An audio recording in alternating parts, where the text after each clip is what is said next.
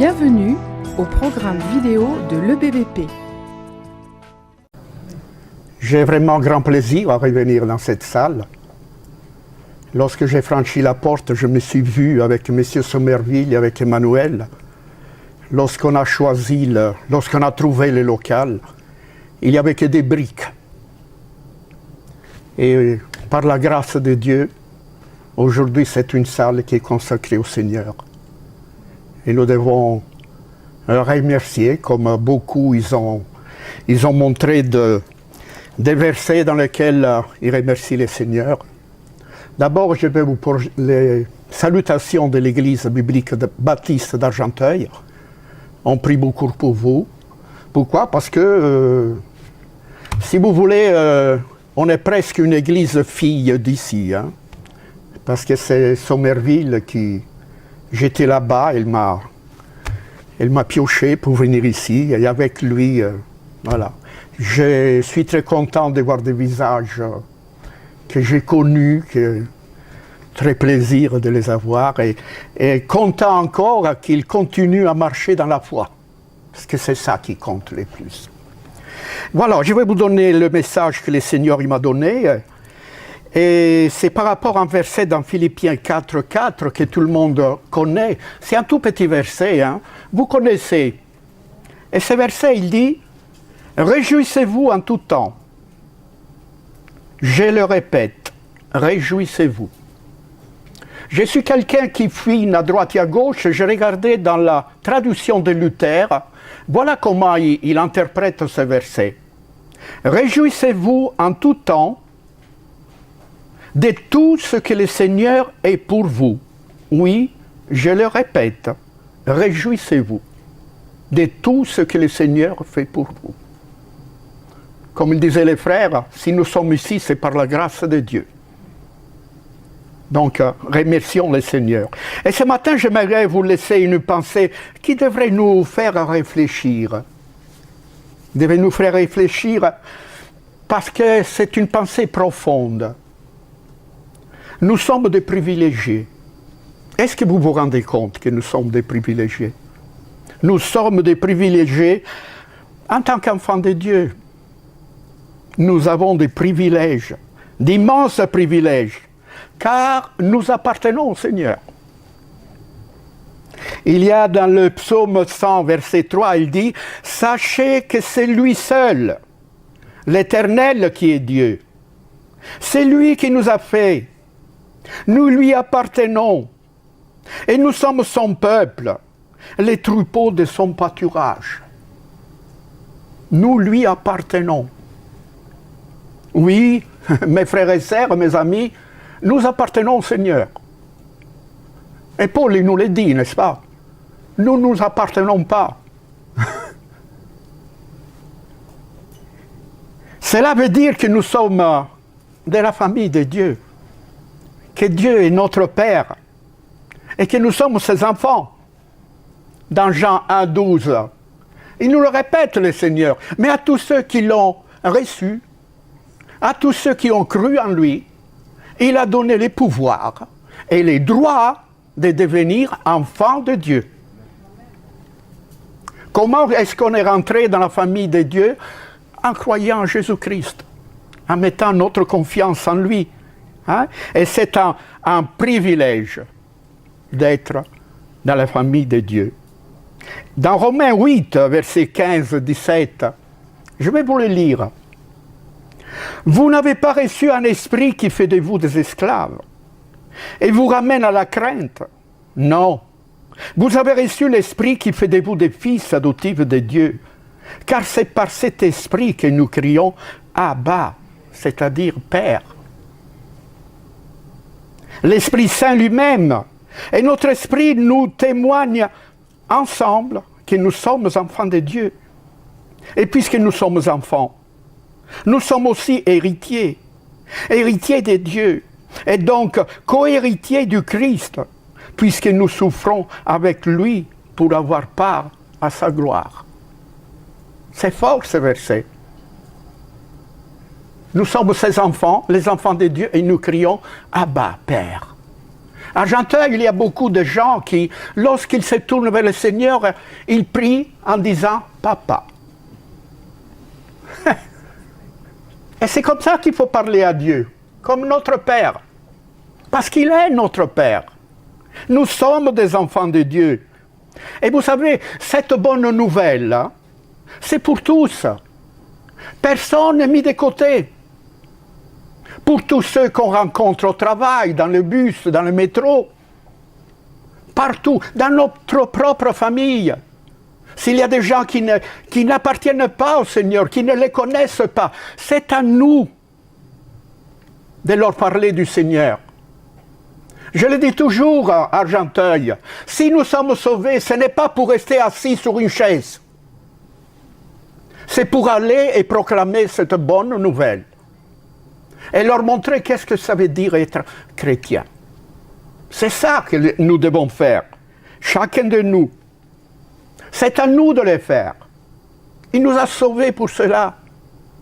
Oh, bien sûr, quelqu'un dira, « Oh, j'ai fait ça. » Mais ils ne font pas attention. Ils pensent à autre chose. Et alors, nous évitons. Ça m'est arrivé lorsque j'ai fait la distribution, les témoignages, l'évangélisation à Argenteuil. Ça m'est arrivé dans le temps, et plus maintenant. J'ai passé devant une belle maison, et je disais, oh, celui-là, il n'a pas besoin du Seigneur. Mais c'est faux. C'est faux. C'est à nous de leur montrer toutes ces choses-là. Les gens, ils disent, oui, mais ils font autre chose, ils ne s'occupent pas de ça. Qu'est-ce que vous en savez? Qu'est-ce que vous en savez? Que ce n'est pas leur truc à eux. Il y a des questions qu'on doit nous poser. Hein? Savent-ils, tous ces gens autour de nous, que nous sommes des chrétiens? Est-ce que tous ceux, les voisins où vous habitez, est-ce qu'ils savent que vous êtes chrétiens? Leur avez-vous déjà parlé du Seigneur? Leur avez-vous dit ce que le Seigneur il a en réserve pour chacun de vous? Il y a un verset dans Jérémie, je crois que c'est 31, qu'il dit « J'ai de l'avenir pour vous ». Ça, c'est encore un privilège. Aujourd'hui, on vit dans un monde, si on parle d'avenir, on dit « Ah, ben je ne sais pas ». Nous avons un avenir. Parce que Dieu nous a préparé cet avenir. Voilà pourquoi j'aimerais vous parler des privilèges d'être chrétien. Nous avons des privilèges. Nous avons des privilèges. Mais on peut se dire, qu'est-ce que ça nous apporte, ces privilèges? Qu'est-ce que peut nous apporter? Qu'est-ce qu'on peut en retirer? Je vais vous citer deux versets. Vous pouvez lire, suivre avec moi, mais je vous conseille d'écouter. Pourquoi? Parce que je vais les lire moi, et le temps que vous cherchez, vous êtes déjà loin. Hein? Donc, je vais le lire, et je les ai classés par catégorie. Il y en a 7. Vous me direz, oh là là, Aldo, c'est déjà le 7. Ça fait loin. Emmanuel m'a dit pas plus que 35 minutes. Hein. Je m'excuse, mais je suis quelqu'un, lorsque je parle du Seigneur, je suis bavard. Les pasteurs Sommerville, quand je prêchais, me faisaient. Voilà, donc je vais vous annoncer ces 7 par les catégories de ces privilèges que nous avons en tant qu'enfants de Dieu. Voilà pourquoi. Si vous voulez lire ces versets à la maison, ceux qui prennent note, ils font bien, hein? Mais je vais vous les lire. Hein? Le premier privilège qu'on a, nous, en tant que chrétiens, c'est que les êtres humains, nous sommes des créatures merveilleuses. Et ça, on peut le lire, vous connaissez tous les psaumes 139, n'est-ce pas? Voilà ce qu'il dit. « Tu m'as fait ce que je suis. Tu m'as tissé dans les ventres de ma mère. Merci d'avoir fait de moi une créature aussi merveilleuse. Tu fais des merveilles. Je le reconnais bien. Mon corps n'était pas caché à tes yeux quand dans les secrets je fus façonné et tissé comme dans les profondeurs de la terre. Je n'étais encore qu'une masse en forme, mais tu me voyais. Et dans ton registre s'est trouvé déjà écrit tous les jours que tu m'avais destinés, alors qu'aucun d'eux n'existait encore. Combien tes desseins, ô Dieu, sont pour moi impénétrables, et comme ils sont innombrables.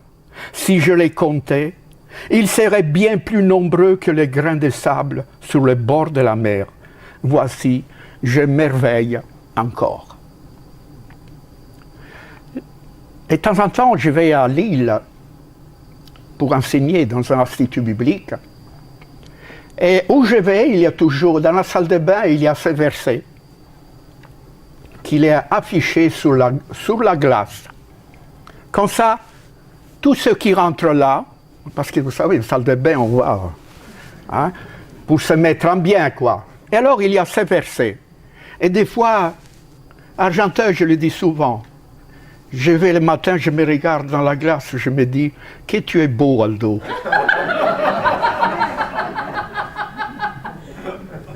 Voilà, mais c'est ça. Et pourtant, je ne le suis pas. Mais lorsque je me regarde, je vois Christ. C'est ça.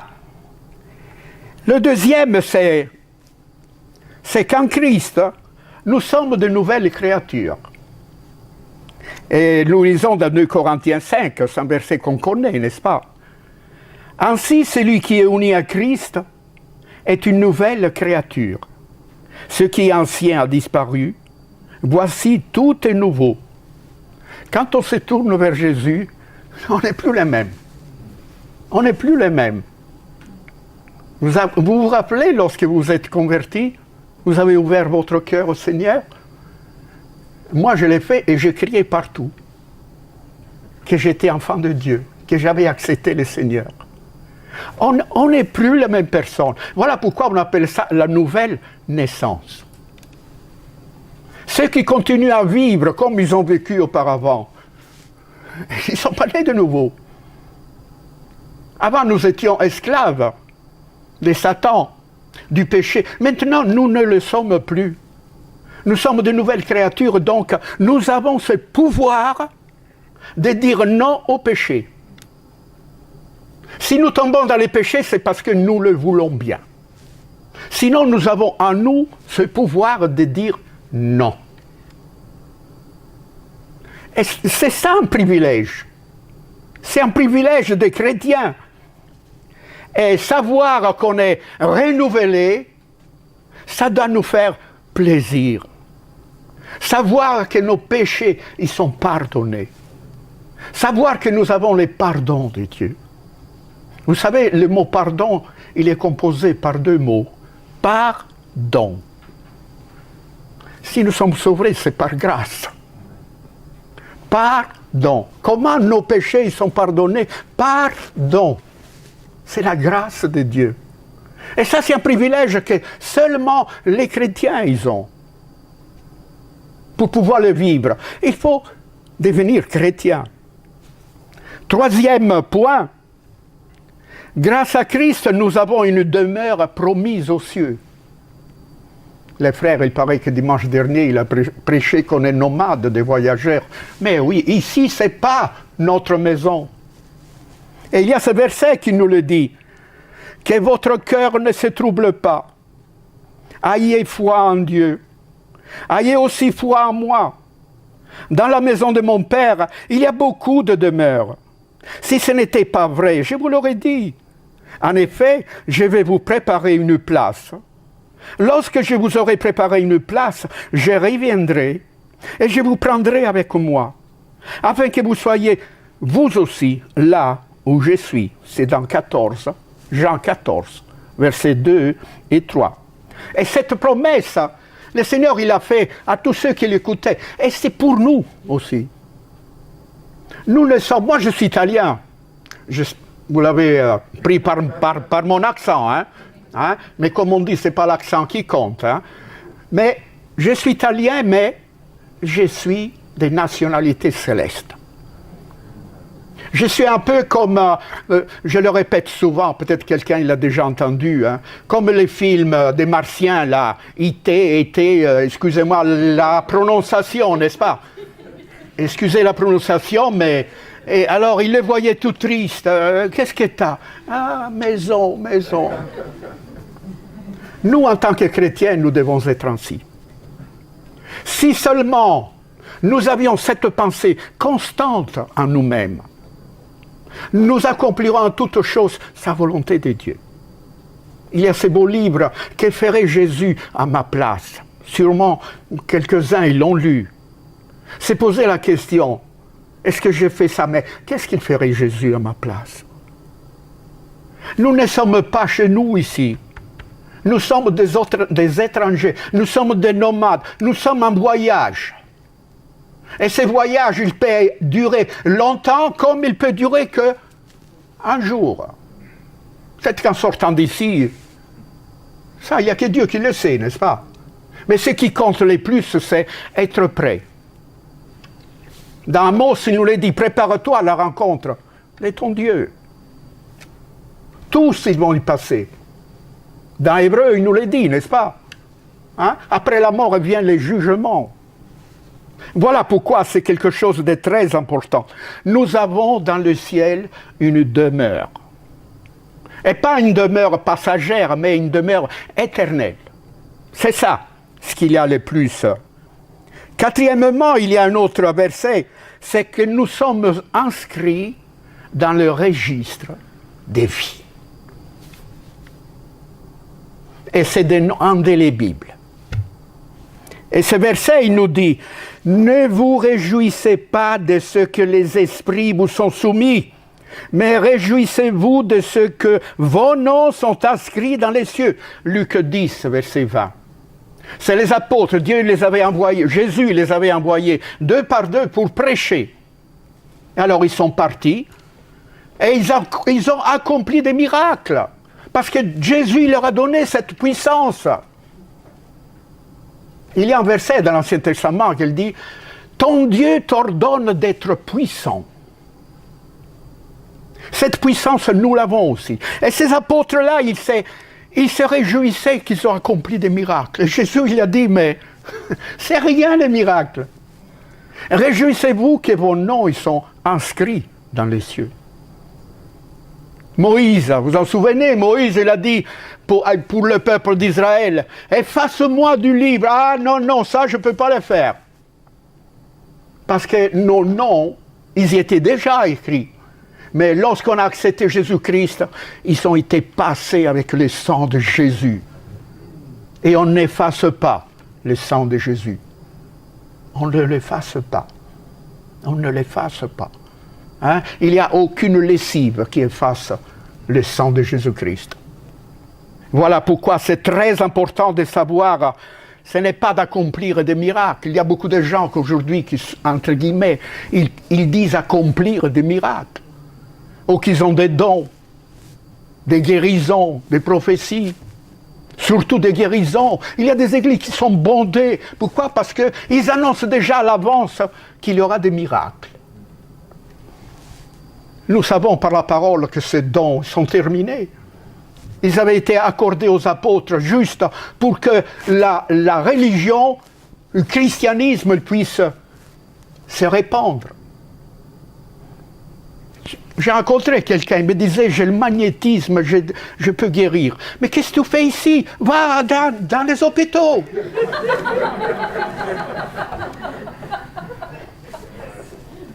Ben oui, et tu as les dons de miracles. Va dans les hôpitaux. Il y a tellement de gens qui ont besoin. Voilà pourquoi c'est très important. Nous, en tant que... Nous avons ce privilège-là. Nous avons ce privilège-là, que nos noms, ils sont écrits dans le livre de vie de l'agneau. D'ailleurs, dans Apocalypse 22, vous connaissez ces versets. Hein?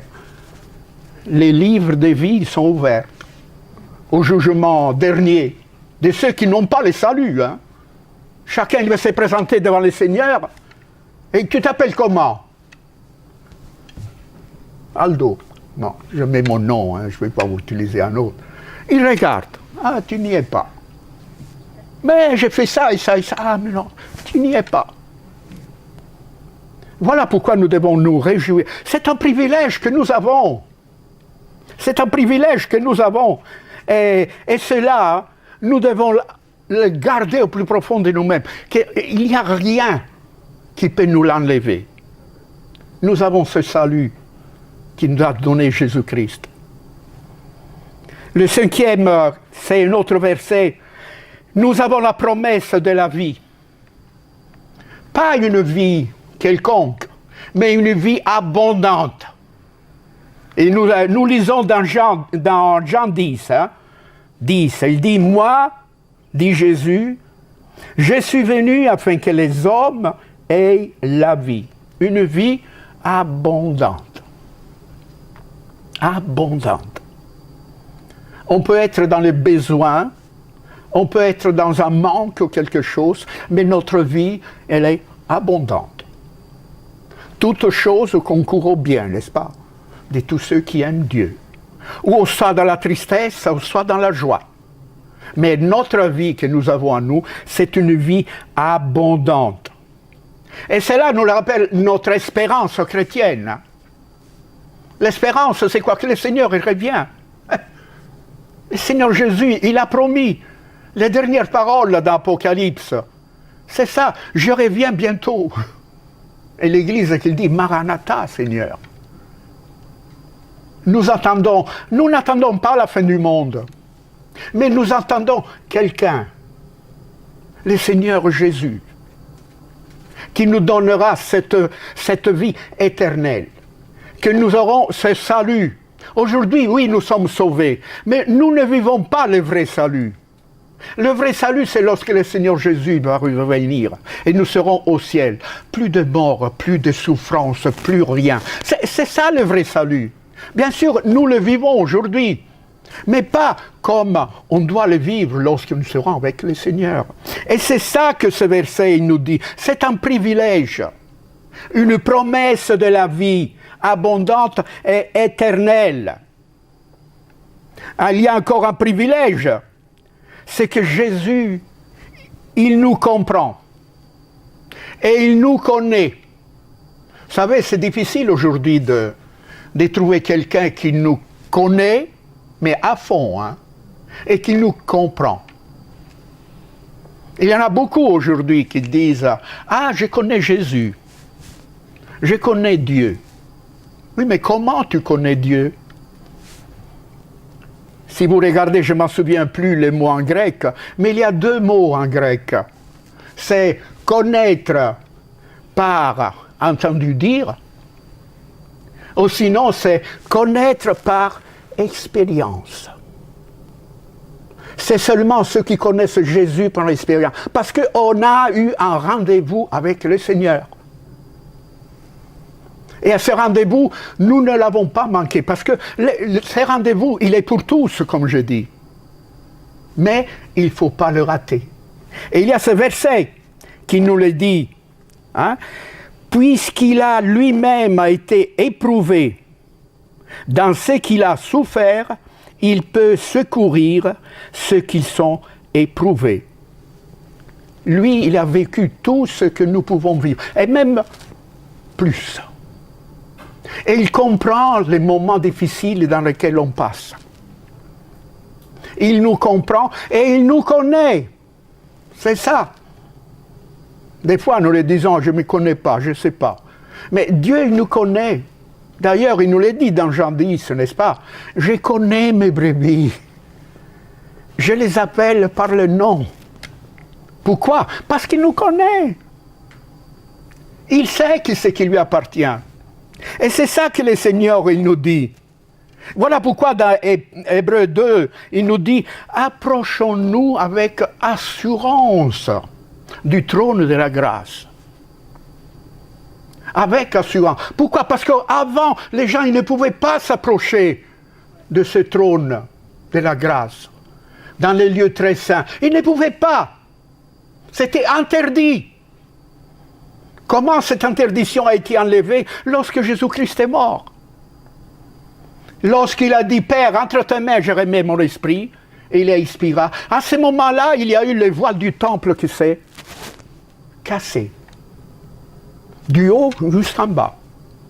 Des gens ils disent, ah, c'est les tremblements de terre qu'il y a eu. Mais ils lisent mal la Bible, ces gens-là, parce que s'ils lisent bien, les tremblements de terre, hein, c'est arrivé après que les voiles se déchiraient. Voilà pourquoi c'est quelque chose de très important, ce que chacun de nous, en tant que chrétien, il peut avoir. C'est un privilège. Et septième point, c'est que Romains 8, 31, 39, vous connaissez tous ces versets, c'est des versets qui réjouissent notre âme. Il dit que rien ne peut nous séparer de l'amour de Christ. Rien! Rien!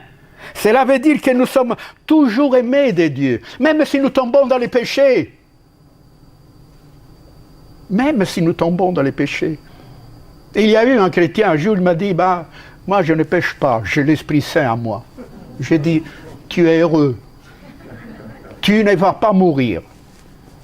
Pourquoi? Parce que le salaire du péché, c'est... Donc, si tu ne pêches pas, tu ne vas pas mourir. Voilà pourquoi ce verset, il dit, qui peut nous séparer de l'amour de Christ? Est-ce que c'est les malheurs? Ou l'inquiétude? La souffrance venant des autres? Ou bien la faim, la pauvreté, les dangers, la mort? Mais dans tout ce qui nous arrive, nous sommes plus que vainqueurs, par celui qui nous a aimés. Oui, je suis sûr que rien ne peut m'arriver. Rien ne peut m'arriver. Il m'est arrivé une fois, j'ai été transplanté du foie, mais le Seigneur, il était là. Et depuis 25 ans, j'ai été transplanté. Je n'ai jamais eu un seul rhume. Toujours en bonne santé. Merci Seigneur. De quoi devons-nous avoir peur? Nous avons le privilège d'être aimés de Dieu. Voilà pourquoi tous ces points-là, ils doivent nous faire réfléchir de ces privilèges que chacun de nous a. Alors on peut dire, êtes-vous bien conscient que nous sommes des privilégiés? Dans ce monde dans lequel on n'arrête pas de réclamer nos droits, pour n'importe quoi, hein. Surtout, il paraît que les Français c'est fait exprès pour cela, n'est-ce pas? Mais nous, en tant que chrétiens, tous ces privilèges, ce n'est pas la société qui nous les a donnés, mais c'est Dieu. Elle nous a dit que Dieu il ne se répand pas de ses dons. Tout ce que Dieu il nous a donné, il va nous les donner vraiment. Nous allons les avoir. Voilà pourquoi c'est très important qu'en tant que chrétiens, nous ayons conscience de ce que ça veut dire être chrétien. Tous ces privilèges-là, ils nous appartiennent. En sachant ces choses, il y a deux choses à faire. Premièrement, remercier profondément et sincèrement le Seigneur. Parce que si nous sommes sauvés, si nous sommes des chrétiens, c'est par la grâce de Dieu. Je n'ai rien fait de grand ou de bon, moi, pour que le Seigneur il puisse m'amener à la croix. Non, mais un jour, il m'a appelé. Et c'est à ce moment-là que j'ai dit oui. Et c'est alors que le Seigneur, il m'a sauvé. Voilà pourquoi nous devons le remercier. Les actions de grâce envers le Seigneur, ils ne doivent jamais manquer. Parce que nous avons tellement de privilèges, tellement de bonnes choses, tellement de promesses, que nous devons nous réjouir. Deuxième chose qu'il faut faire, c'est aller l'annoncer aux autres. Vous vous souvenez à celui que Jésus il avait guéri. Il a dit, c'est bon d'être avec toi.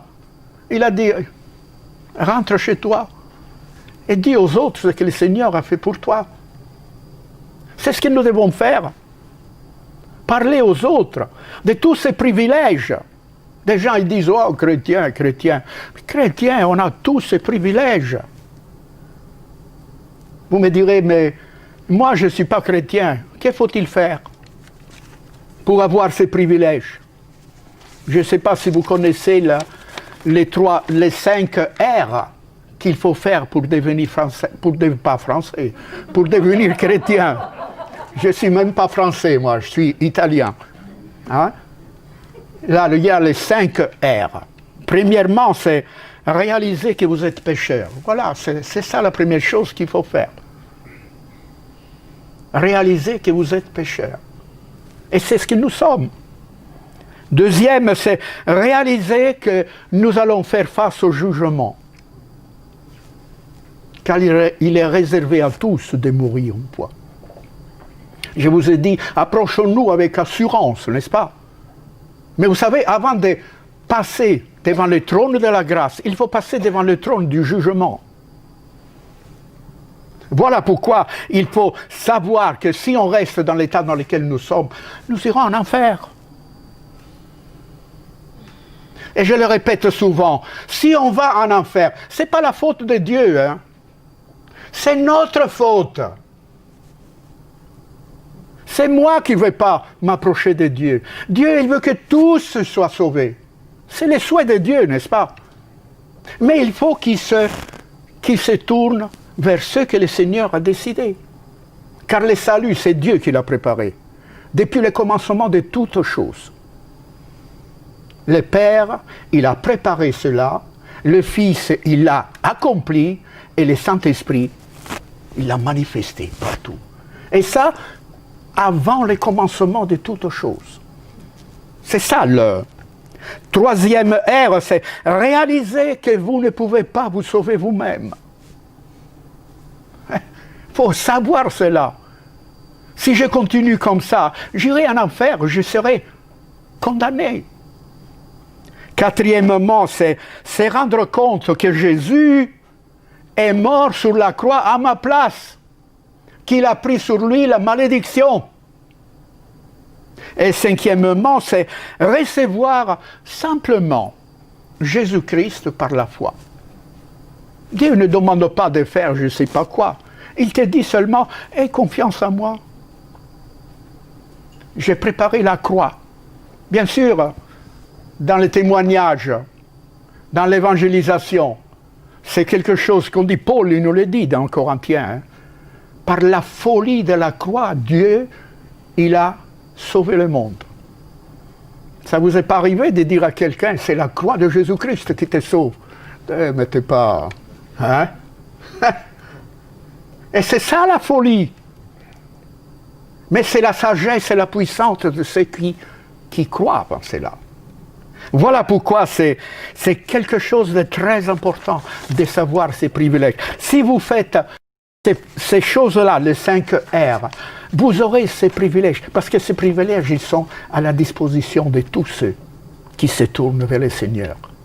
Voilà, que Dieu bénisse sa parole et que nous soyons encore plus exhortés à manifester autour de nous ce que nous sommes, ce pourquoi nous avons été sauvés, ce que le Seigneur il nous prépare et ce que nous allons vivre avec le Seigneur.